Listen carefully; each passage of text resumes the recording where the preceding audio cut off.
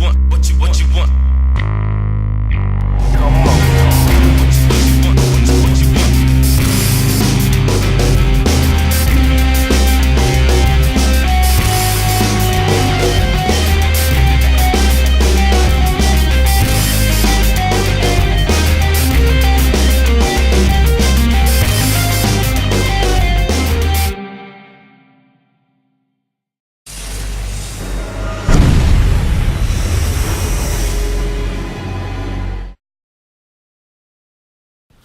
What's going on, everybody? This is Feral Black. I'm bringing you another review. This time is of the DC Comics Play Arts Kai variant figure, #1 Batman. Now, these figures are, I guess, variations of, of DC characters or whatever, I guess, depicted by the artist, or maybe they have a concept design team that sat down and came up with an idea with DC and said, hey, can we make our own versions of these characters? And I guess they got the go ahead. Not really sure the story behind it, but they are not your typical DC character designs. But these figures here, the boxes are nice. Has a nice, blue metallic looking glow to it. It's not actually metallic, but just the art is amazing how they drew the the stuff on this box. I like it a lot. On the back they have all 3 figures. The Batman, the Wonder Woman, and the Green Lantern figure. And like I said, I like it a lot. You can open the box. Here has a window, Velcro holds it together like most Play Arts Kai figures. And you get to see artwork, a bio, which I think explains exactly what they're doing with these figures. So I'm not going to read it, but I might take a picture and post it long enough for you guys to read it. Maybe you can pause the video and look at it if you want. And then you get to see the actual figure. And from the looks of everything, the only accessories that the figure comes with is a batarang, a grappling gun, a katana blade, and 3 spare hands. So let's crack this baby open and see what it's all about. Okay, and here's the figure out of the package. I must say I like the figure a lot. I usually don't try to push my personal opinions over on people. I just let them judge for themselves or whatever. And I am a Batman fan, but I like this figure a lot. There are some things I don't like about it, but we get into that later. The paint job on the figure is very nice. They use a glossy paint on most of the figure. It's a lot of shading in it, blacks, blues, and grays. The bat symbol, I don't know if you can tell, but let's see if I can get in there. It has a silver wash over it to make it look like maybe it's been dinged up a bit or whatever. Some nice little silver on it. I think it could have been better, but it still works. I like the head sculpt a lot. The eyes are a whitish silver. I like the color they use for the flesh tone a lot better than some of the figures in the line that they previously released. Has a little gold in there as well. Nice belt, side pouches and everything. Like I said, I like it a lot. The cape seems to have a texture to it. Now that, I'm on the fence about that. Some people might like it, some may not. But like I said, I'm on the fence about it. The other thing that I think I'm on the fence about is the texture they used for the arms right here. I can't say I'm a big fan of it, but And he has a collar, which I never really understood. It's not the first time I've seen Batman or a Japanese figure of Batman with a collar, and I really don't understand the attraction to doing that. But so, articulation wise, you're able to move it left to right. It is a tad restricted because of the collar, but I mean, you can lift it up and turn it if you need him to really look that way. He looks up a great deal, down, you know, rocks left to right. So that's pretty good. He has shoulder pads here, and they don't restrict really.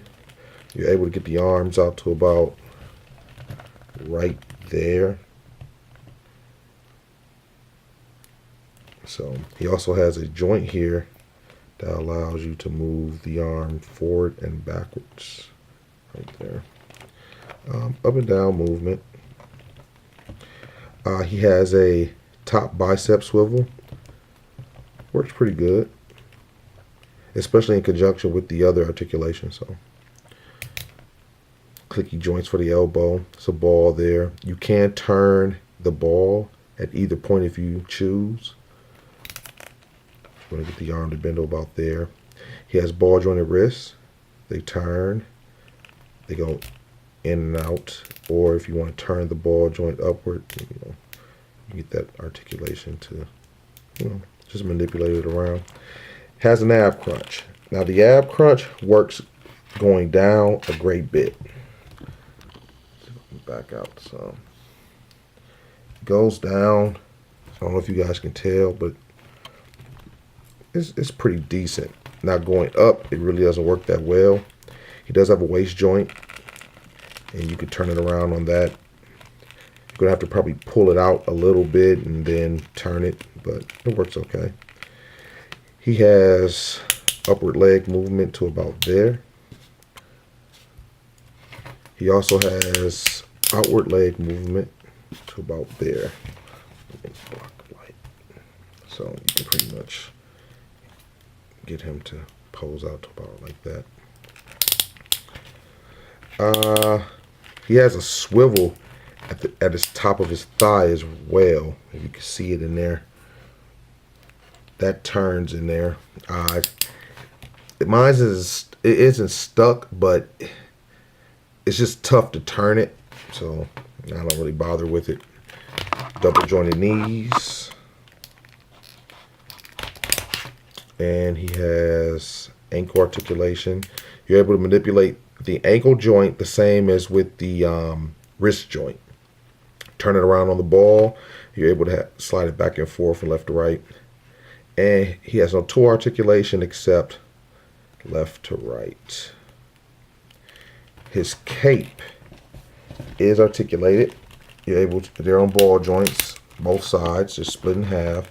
You're able to lift the cape up and get it out to about there. So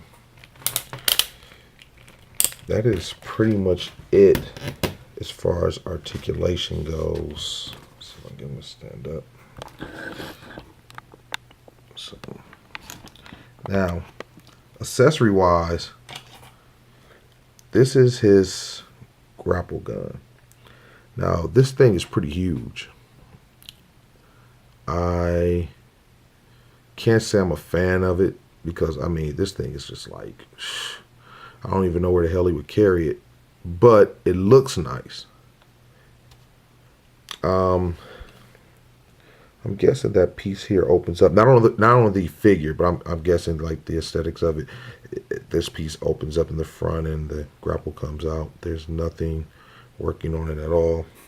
It comes with this hand here, which is the gun holding hand. You just open it up and, you know, twist it around till you get it in there, get his finger into the trigger area, and he's able to hold it like so.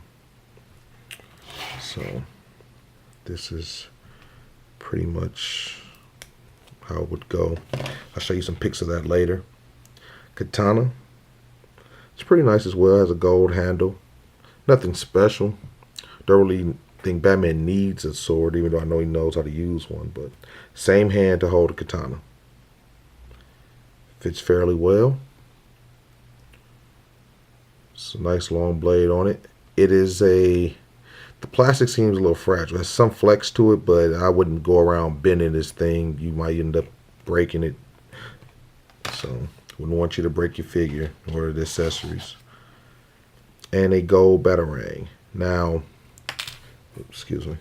The batarang is pretty nice. I mean, it's shaped kind of weird. I don't see it working unless he was to throw it that way or whatever, but it's pretty nice gold. He has to hold the batarang in this hand as well. So you can put it in like so. Let's see, maybe you can even put it in this way. It doesn't fit as well that way, I guess. But I mean, I guess you can do it. And you get 2 open palms. So that is pretty much it. Now, what I don't like about this figure definitely are these hooks. He has grappling hooks on his cape. I don't understand that, and it's very silly in my opinion. But I don't know. You might like it.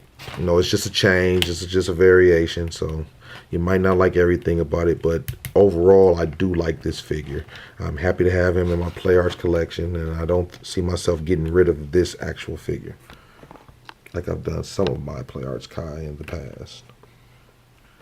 So, with that being said, this is Pharaoh Black, and as always, peace and love.